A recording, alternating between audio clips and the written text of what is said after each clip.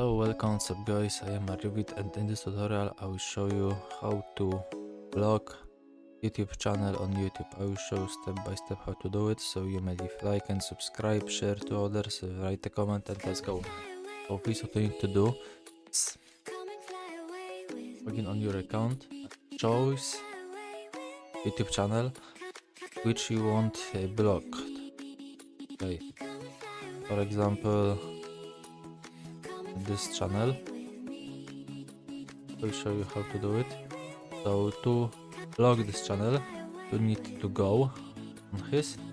Now you must click on the about, and now you click on this flag, and here you have option like block user.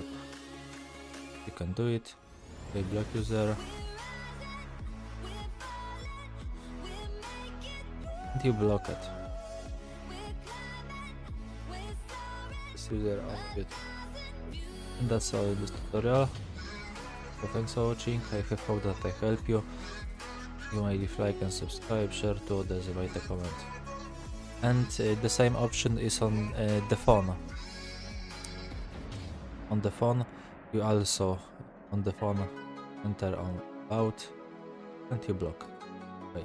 Bye bye. See you next time. Bye.